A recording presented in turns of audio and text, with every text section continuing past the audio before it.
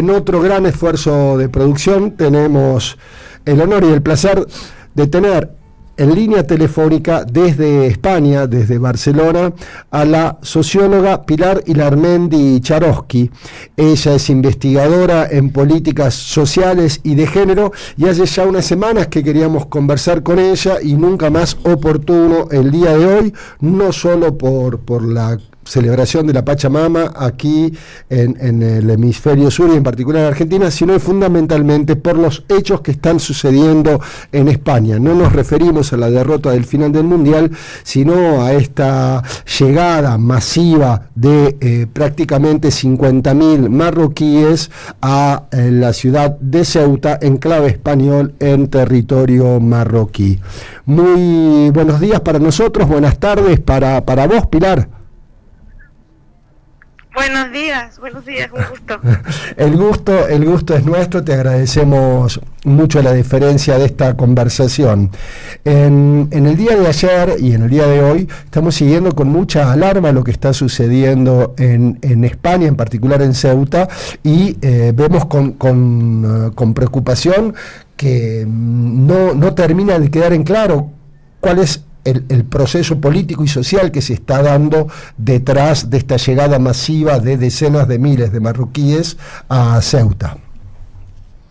Sí, efectivamente es muy preocupante.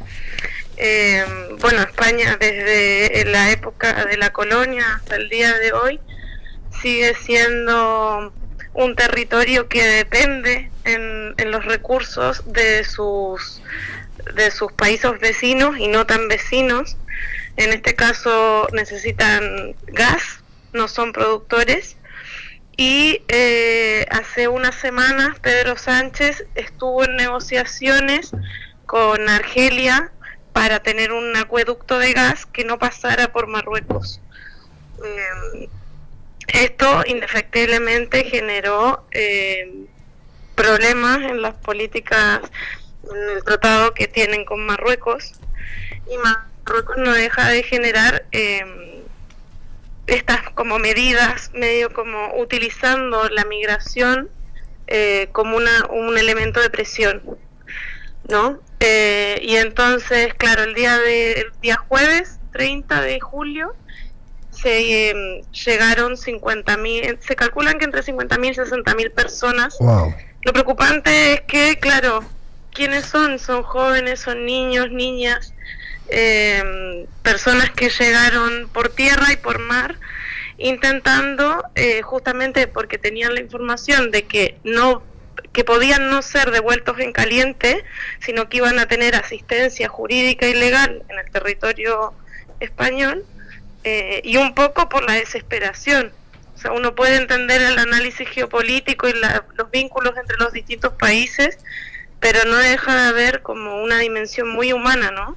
De que hay pobreza, de que hay desigualdad, de que la gente pasa hambre, y que uno hace lo que sea para vivir o medianamente sobrevivir.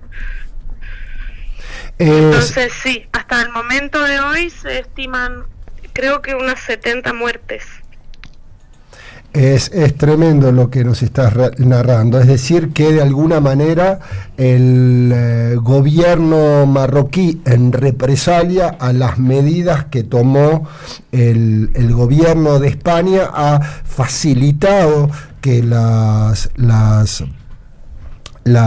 presiones para emigrar pudieran fluir con mayor facilidad. Eso es lo que estoy entendiendo, no sé si de manera equivocada.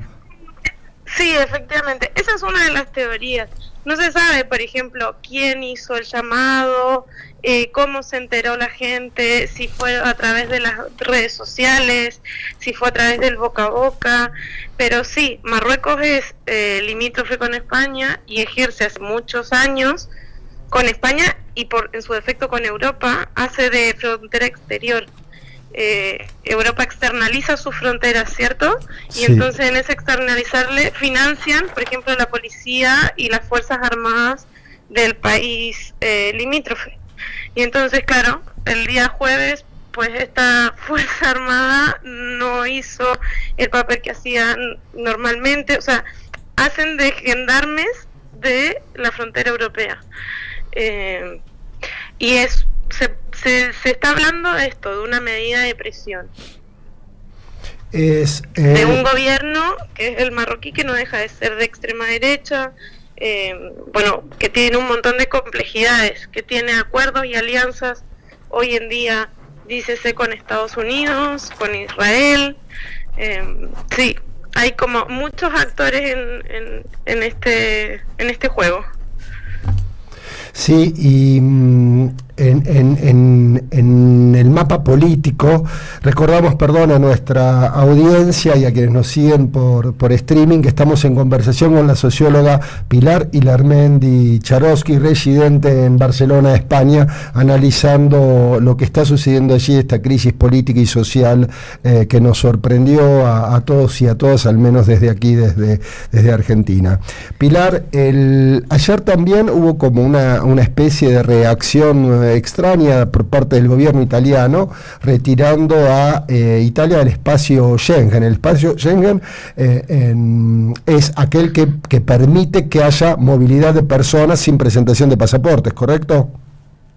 Correcto, el espacio Schengen en el fondo, es la promesa de que si cuidan sus fronteras exteriores, pueden dejar abiertas las fronteras internas entre los países. Y claro, la frontera de Ceuta y Melilla es una frontera con España, es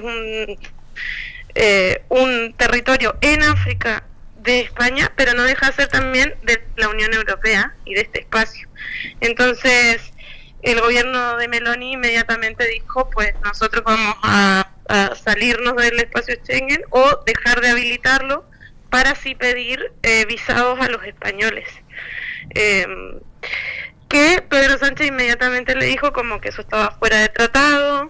Finlandia igualmente apoyó la moción de Italia. O sea, ahora los distintos países están reaccionando a lo que sucedió el jueves. Y por otra parte, España sí ha estado en negociaciones para devolver a las personas. O sea, creo que de las 50.000 o 60.000 personas que arribaron a Ceuta, la gran mayoría ya la han devuelto. La migración es continua, tanto la legal como la ilegal, hacia España, y en líneas generales el gobierno de Pedro Sánchez promueve los procesos de integración de estos inmigrantes. Sin embargo, cuando se trata de los procesos migratorios ilegales, adquieren una complejidad y las personas son sometidas, en esto que estamos conversando, a situaciones de extrema gravedad por la cantidad, por el volumen, pero en líneas generales las personas que acceden a España de manera ilegal sufren distintos tipos de dificultades, a pesar de los intentos del gobierno de Pedro Sánchez de favorecer esa integración. Queríamos preguntarle, como socióloga, ¿cómo ves este proceso de las migraciones ilegales que se dan hacia España, y en particular cómo sufren esto las mujeres, que, dada tu especialidad, nos parece relevante también contar con tu análisis y reflexión? Sí, en España el año pasado las cifras indicaban que al menos 500.000 personas vivían en el territorio español sin acceso a papeles. Esto es muy complejo porque implica que no tienes atención o que pueden negarte la atención sanitaria, que es muy difícil acceder a un empleo formal, que es muy difícil alquilar una vivienda. Se hace todo muy, muy cuesta arriba. Y entonces, desde movimientos migrantes, plataformas de distintos colectivos, hicimos una iniciativa popular legislativa, que esto ya inició hace 6 años, para facilitar y agilizar los trámites de regularización de personas. Eso se aprobó el año pasado por el gobierno de Pedro Sánchez, costó 6 años de negociación, hubo distintas bancadas y hay muchos detractores de esta política, que lo que busca hacer es simplemente dar 1 año o 2 años de regularización a personas que hayan estado en el territorio español desde el año pasado y que puedan cumplir una cierta cantidad de requisitos.